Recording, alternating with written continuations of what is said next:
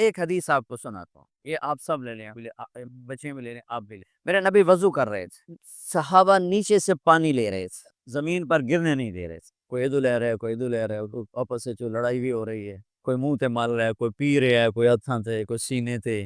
تو آپ پہلے تو دیکھتے رہے، پھر آپ نے کہا ما یحملکم علی ھذا، یہ سب تم لوگ کیوں کر رہے ہو؟ کہا جی حبا للہ ولرسول، کہا جی اللہ اس کے رسول کی محبت میں کر رہے ہیں۔ آپ نے فرمایا میں تمہیں بتاؤں سچی محبت کسے کہتے؟ میں تمہیں بتاؤں سچی محبت کسے کہتے؟ من سرہ ان یحب اللہ ورسولہ اور یحبہ اللہ ورسولہ۔ میں تمہیں ایک بات بتاتا ہوں، جس پر تمہاری محبت اللہ اس کے رسول کے ہاں سند یافتہ ہوگی، قبول ہوگی، اور اگلی خوشخبری یہ ہے کہ تم سے پھر اللہ اس کا رسول بھی پیار کریں گے۔ جو باتیں میں تمہیں بتانے جا رہا ہوں یہ تم کرو گے تو اللہ بھی تم سے پیار کرے گا، میں بھی تم سے پیار کروں گا، اور تمہارا پیار ہم قبول کریں۔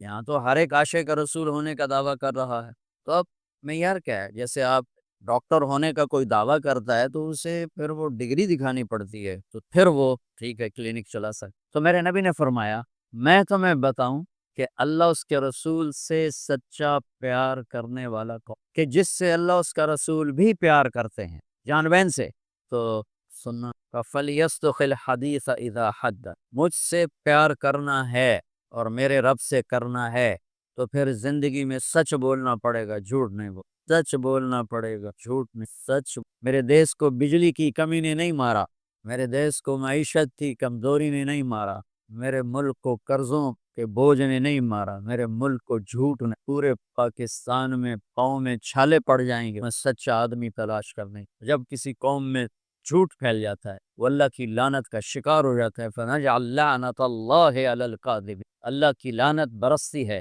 جھوٹے انسان پر، جھوٹے مرد پر، جھوٹی عورت پر، جھوٹے معاشرے۔ تو میرے نبی نے حب رسول کا، حب رسول کا، حب محبت رسول کا پہلا پیمانہ سچ، سچ بول۔ اس پر ایک اور حدیث یاد آئی، جب اللہ جنت میں اپنا دیدار کرائے گا نا، جنت کی سب سے بڑی نعمت ہے اللہ کی زیارت۔ جب اللہ تعالیٰ اپنی زیارت کروائے گا اور پردہ ہٹائے گا تو سب سے پہلے کیا الفاظ اللہ ارشاد فرمائے گا؟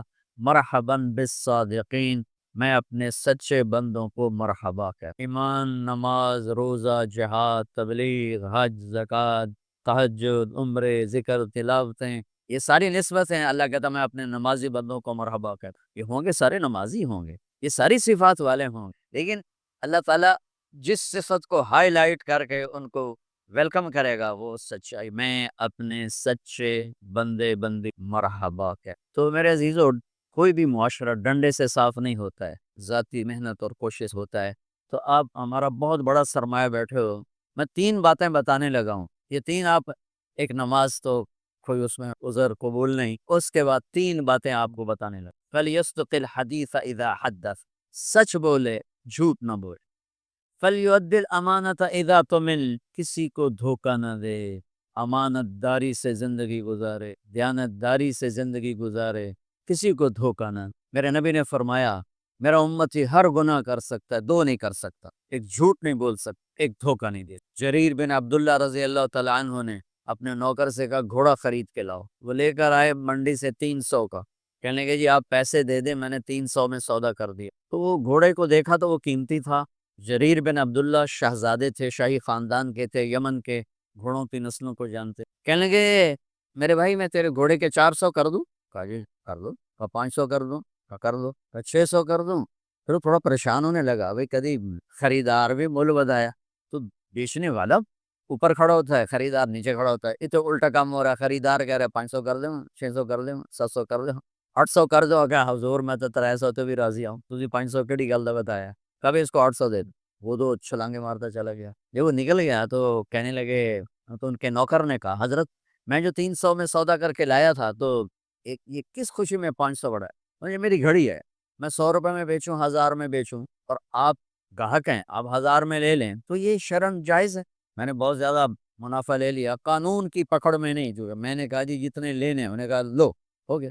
لیکن ایک ضابطہ اخلاق ہے، ایک ضابطہ قانون، ایک ضابطہ اخلاق ہے۔ ان کا میں جو 300 میں سودا کر کے آیا تھا تو پھر یہ 500 بڑھا کے کیوں دیے؟ تو وہ فرمانے لگے اس کا گھوڑا 300 کا تھا نہیں، 800 کا تھا، اور میں نے اللہ کے نبی کے ساتھ وعدہ کیا تھا جب تک زندہ رہوں گا کسی کو دھوکہ نہیں دوں، سب کی خیر خواہش، سب کی خیر خواہش۔ تو میرے عزیزو، دوسری سے پہلی سچ بولنا، دوسری کسی کو دھوکہ نہ دینا، کسی کو دھوکہ نہ دینا۔ اچھا، اب پھر ایک اور سائڈ سے غور کرو، میرے نبی کی صفات تو اللہ کے سوا کوئی نہیں گن سکتا، ہم تو چند ایک جانتے ہیں۔ ان تمام صفات میں دو صفتیں ہائی لائٹ ہوئیں اور آپ کا نام بن گئیں، الصادق الامین، الصادق الامین، سچائی، دیانتداری۔ یہی دو باتیں میں یہاں کہہ رہا ہوں، سچائی، دیانتداری، الصادق الامین، سچ بولنے والے، دیانتدار۔ اور کہلوایا غیر مسلموں سے، کافروں سے کہلوایا سچ بولنے والے، دیانتدار۔ اگر ہمارے دفتروں میں سچائی، دیانتداری آ جائے، ہمارے اداروں میں سچائی، دیانتداری آ جائے، ہمارے بازاروں میں سچائی، دیانتداری آ جائے، میں پوری دنیا پھر کے بتا رہا ہوں، اللہ کی قسم، ہمارا ملک جنت کا ٹکڑا ہے۔ اسے کوئی سازشوں سے نہیں مارا، اسے ہم اپنوں نے مارا۔ تو ادھر ادھر کی نہ بات کر، یہ بتا کہ قافلہ کیوں لٹا، مجھے رہزنوں سے گلا نہیں، تیری راہبری کا سوال ہے۔ تو دو باتیں ہوں گی، سچائی، دیانتداری۔ زندگی میں سچ بول، کسی کو دھوکہ نہ دے۔ ابھی تو آپ پڑھ رہے ہو بچے ہو، لیکن چھوٹے چھوٹے دھوکے یہاں بھی چلتے ہیں، خاص طور ہاسٹل لائف میں، تو لین دین میں دیانتداری اور سچائی، یہ دو زیور ہیں میرے نبی نے بتایا ہے، اور فرمایا کہ میرا امتی جھوٹ کبھی نہیں بولے گا، دھوکہ کبھی نہیں دے۔ تیسری بات آپ نے فرمائی، فَلْيُحْسِنْ جِوَارَ مَنْ جَاوَرَهُ، پڑوسی سے اچھا سلوک کرنا، پڑوسی سے اچھا سلوک کرنا، ہمسائے سے اچھا سلوک کرنا، چاہے وہ اپنا ہے، غیر ہے، مسلم ہے، غیر مسلم ہے، برا ہے، اس کے ساتھ حسن سلوک کرنا۔ یہ تین باتیں ہوں گی تو اللہ رسول تم سے پیار کریں گے، اور اگر تم پیار کا دعویٰ کرو گے تو وہ قبول کریں گے۔ اگر یہ تین باتیں نہیں تو ہم کر دے رہو جو بھی کرنا ہے، یہ تمہارے دعوے وہاں قبول نہیں ہیں۔ جو سب جیلی ڈگری ہیں، جیلی ڈگریاں پکڑی جائیں تو پھر کیا حشر ہوتا ہے کہ یہ سب جیلی ڈگری ہیں۔ جو ڈگری اللہ اس کا رسول دے رہا ہے، سچائی، دیانتداری، سلوک، کسی بھی معاشرے کے زوال میں یہ دو باتیں بنیادی ہیں، ظلم، جھوٹ اور دھوکہ، جھوٹ اور دھوکہ ساتھ ظلم کو ملا۔ اور کسی بھی معاشرے کی بلندی، کسی فرد مرد کی بلندی کے لیے تین باتیں، سچائی، دیانتداری اور انصاف، ہے اس کی بلندی کے لیے کافی۔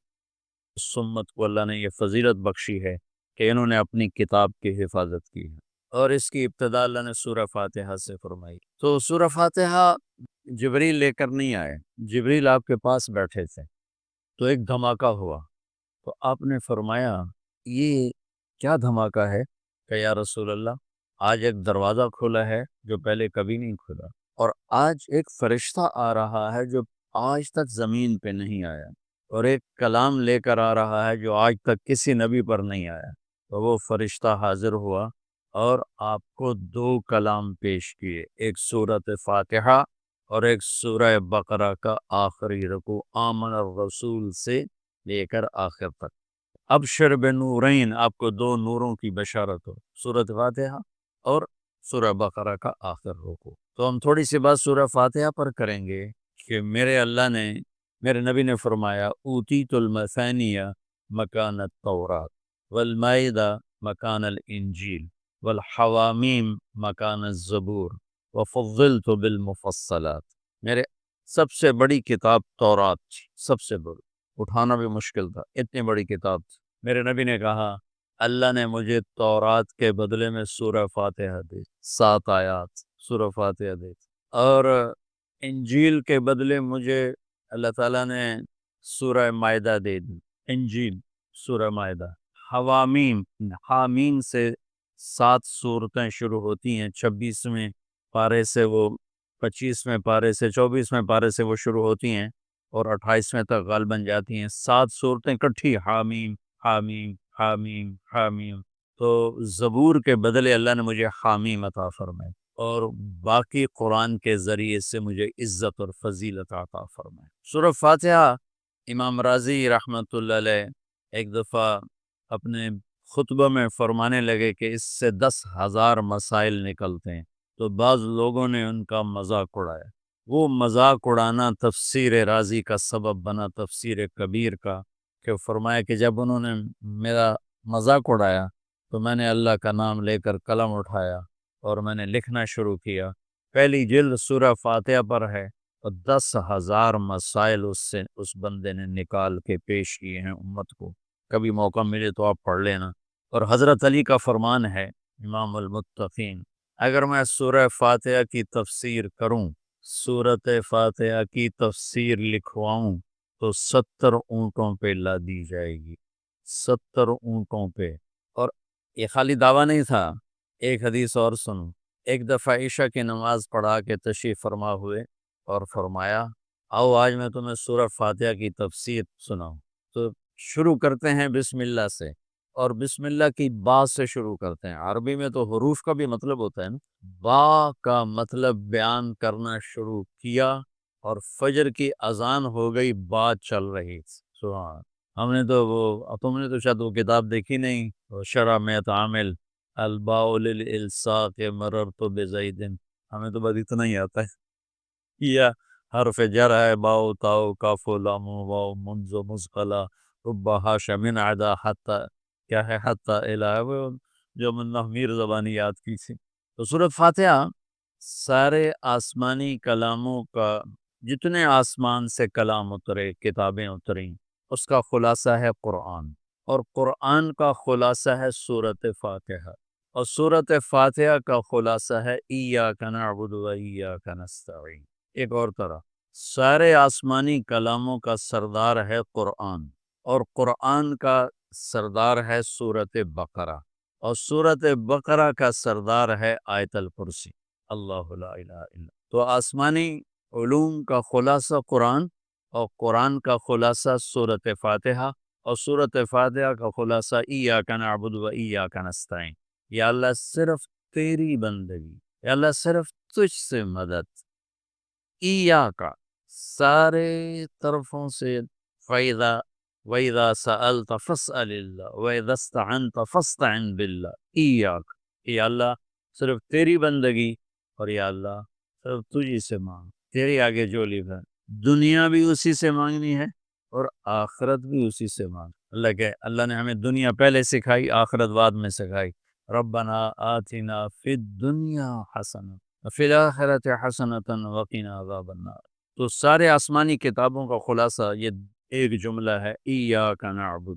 اور بندگی صرف نماز نہیں، بلکہ پوری زندگی اللہ کی چاہت میں گم ہو جائے، ڈھل جائے، اور ہر ضرورت میں اللہ اس کی طرف ہاتھ اٹھے، مخلوق کی طرف ہاتھ، ایک ہوتا ہے ایک دوسرے کی مدد کے لیے، وہی اپنا ٹریکٹر دینا، یار میری جو ہمارے یہاں ہم نے اپنی مثال دینی، جب وہ ایک دم زمین تیار کرنے کا وقت آتا ہے تو وہ 3 ٹریکٹر بھی کافی نہیں ہوتے، تو ہم کہتے ہیں جی ذرا اپنا ٹریکٹر بھیج دینا، ایک ہی دن میں ہماری زمین ساری تیار ہو جائے۔ یہ ایک دوسرے کی امداد باہمی ہے۔ مدد جہاں انسان بے بس ہے، صرف اللہ ہی کر سکتا ہے، ان چیزوں میں اللہ کے سامنے جھولی پھیلانا، اسی کو پکارنا، اسی کے آگے ہاتھ پھیلانا، اور اسی کے آگے سر جھکانا۔ حنین میں صحابہ جیسی ہستیوں نے کہا آج ہمیں کوئی نہیں ہرا سکتا، ہم بہت زیادہ ہیں۔ اللہ نے ایک حلے میں اڑا کے سب کو کہاں سے کہاں بھگا دیا، لن نغلب من قلت، آج ہمیں کوئی نہیں ہرائے گا۔ تو پہلے حملے میں ہی قدم اکھڑے تو صرف 88 آدمی اللہ کے نبی کے ساتھ رہ گئے، 12,000 بھاگ گئے۔ پھر یوم حنین اذ اعجبتکم کثرتکم فلم تغن عنکم شیء۔ تو میرے عزیزو، سورۃ فاتحہ پورے قرآن کی چابی ہے، تمہید ہے۔ قرآن توحید بتاتا ہے، رسالت بتاتا ہے، آخرت بتاتا ہے۔ سورۃ فاتحہ میں توحید بھی ہے، رسالت بھی ہے، اور آخرت بھی ہے۔ الحمدللہ رب العالمین الرحمن الرحیم مالک یوم الدین۔ الرحمن الرحیم تک اللہ کی ذات صفات توحید ہے، مالک یوم الدین جزا سزا اور آخرت ہے، ایاک نعبد و ایاک نستعین یہ مقصد زندگی ہے، اہدنا الصراط المستقیم یہ طلب ہے زندگی کی، سب سے بڑی طلب ہدایت ہے، الصراط الذین انعمت علیہم یہ رسالت کہ جن پر تیرا انعام ہوا، اولئک مع الذین انعم اللہ علیہم من النبیین والصدیقین والشہداء والصالحین وحسن اولئک رفیقا۔ تو سورۃ فاتحہ کو مجھے کوئی یاد پڑتا ہے، ایک دفعہ میں کہیں پڑھا تھا کہ اللہ اپنی ذات کو اتنے خوبصورت انداز میں بیان کرتا ہے، الحمدللہ رب العالمین الرحمن الرحیم مالک یوم، یہ تو غیب کے صیغے کے ساتھ بات ہو رہی، لیکن اللہ اپنی ذات کو اس قدر خوبصورت انداز میں بیان کرتا ہے کہ ان 4 لفظوں میں اللہ سامنے آ جاتا ہے، تو سننے والا اللہ کو سامنے دیکھ کر کہتا ہے ایاک نعبد، تیری ہی بندگی کرتے ہیں، ایاک نستعین، تجھی سے مانگ، کیونکہ اللہ کو دینے کے لیے کہیں سے مانگنا نہیں پڑتا۔ ابراہیم علیہ السلام نے آگ میں جاتے ہوئے جبریل اور ہوا کے فرشتوں کو کہہ دیا تھا اما الیک فلا واما الی اللہ فنعم ایاک نعبد و ایاک نستعین۔ اللہ تعالیٰ نے اپنی ذات کو اس خوبصورت انداز میں پیش کیا کہ جیسے جیسے ہم اللہ کو دیکھ کر کہہ رہے ہیں ایاک نعبد و ایاک نستعین، یا اللہ صرف تیری بندگی کریں گے، یہ سر اور کہیں نہیں جھکے گا، اور یا اللہ صرف تجھ سے مانگیں گے اور کسی سے نہیں مانگیں گے۔ قرآن وہ میں نے پہلے ایک مثال سے بتا دیا ہے، یہ استعانت بالغیر نہیں ہے، بھائی مجھے قرض چاہیے اب مجھے 1,00,000 روپیہ دے دیں، یہ مد یہ اس میں نہیں آتا ہے۔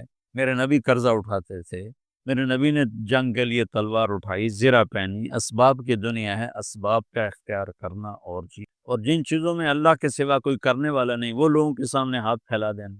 استعانت صرف اللہ سے۔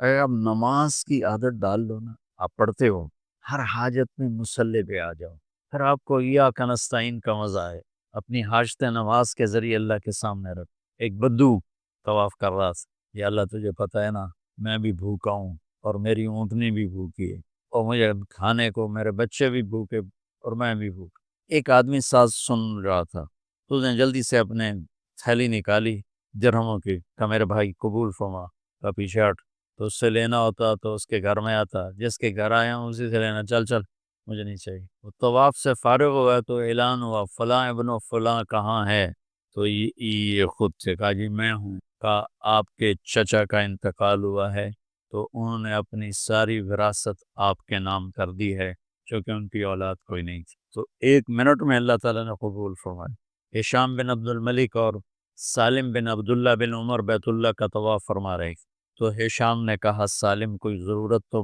بتاؤ، تو وہ کہنے لگے اللہ کے گھر میں ہو کر میں اللہ کو نہ بتاؤں تمہیں بتاؤں، کتنے شرم کی بات۔ تو ہشام چپ ہو گیا۔ ہشام بادشاہ تھا بنو امیہ کا۔ تو جب دونوں باہر نکلے تو ہشام نے کہا اچھا اب تو بولیے کوئی ضرورت بتائیں۔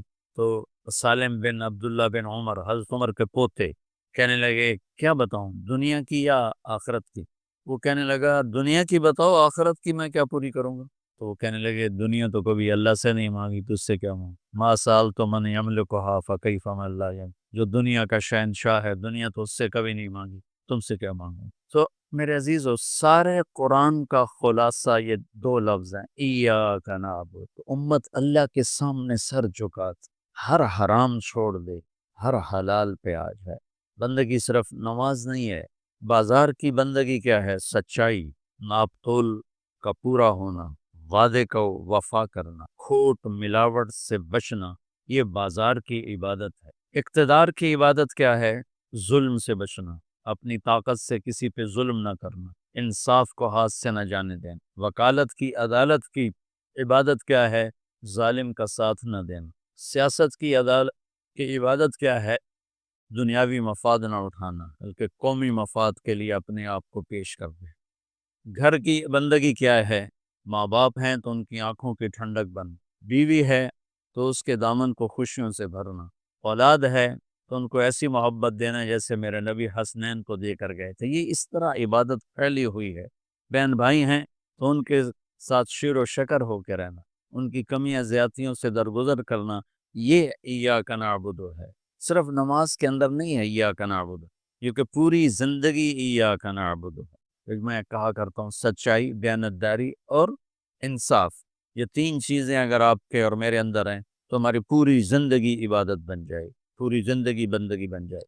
وَإِيَّاكَ نَسْتَعِينُ، جب اس کے سامنے سر جھکاؤ گے پھر ہاتھ اٹھاؤ گے تو مزہ بھی آئے، مانگنے کا بھی، اس کے دینے کا بھی۔